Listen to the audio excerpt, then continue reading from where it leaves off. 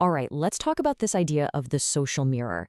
It's this fascinating, kind of mind-bending concept that the you think you are, well, it's actually being shaped by everyone else around you.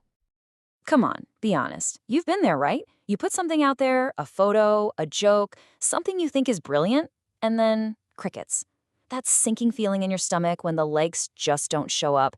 Yeah, that's exactly what we're talking about.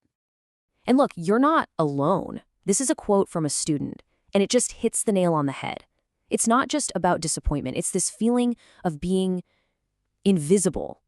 Like you don't even exist if you're not being seen and validated. But here's the crazy part. This feeling, this very modern, very digital anxiety, it's not new at all. In fact, a sociologist basically figured this all out over a century ago, way before anyone had even dreamed of the internet. Yup, let's meet the guy behind the idea, Charles Horton Cooley. He was thinking deeply about how we form our sense of self way back in the early 1900s. And this was his big theory, the looking glass self. The key idea here is that our self-image isn't something we just create on our own. Nope, it's a reflection. Specifically, it's a reflection of how we think other people see us. It's all about our perception of their perception. Cooley actually broke it down into 3 steps that happen in a split second in our minds.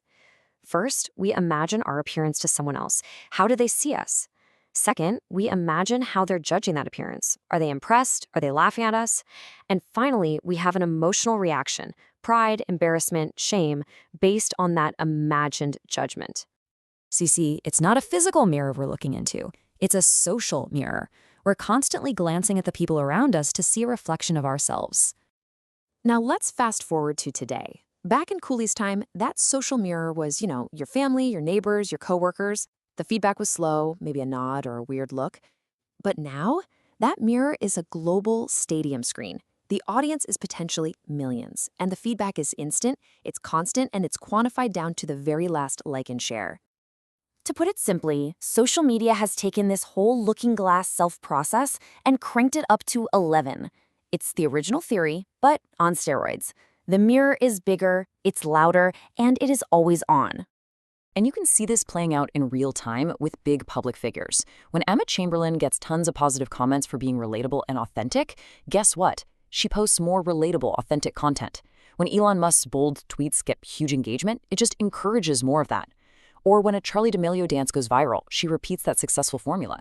They're all adjusting their reflection based on what the mirror tells them. Okay, but this isn't just for famous people with millions of followers. Let's bring it back home. How does this nonstop river of feedback shape the person you decide to be online? This quote just says it all, doesn't it? We instinctively know that our audience wants to see the good stuff, so we give them the highlight reel. We become the director of our own movie, and we only show the best scenes. And we're all pros at this. We post only the best vacation photos, hiding the boring Tuesday afternoon. We frantically untag ourselves from that photo where we look less than perfect. Maybe we even exaggerate a little bit to make a story sound better. It's all part of polishing a reflection in that social mirror. And what this creates really is 2 different versions of us. There's the online self, which is perfectly curated, always on, and constantly seeking approval. And then there's the in-person self, the one that's a bit more spontaneous, lives through the everyday messiness of life, and is way less performative. So the big takeaway here is that our digital identity, that online version of you, isn't just a random collection of posts. It's a carefully constructed mosaic, built piece by piece from thousands and thousands of these tiny, split-second imagined judgments. Which really leaves us with one final, pretty deep question to chew on. If so much of your identity is a reflection, who are you when you step away from the mirror? When there are no likes, no comments, no audience, who are you then? Everything we talked about today was inspired by the curriculum from Sociology by Design. Thanks so much for tuning in.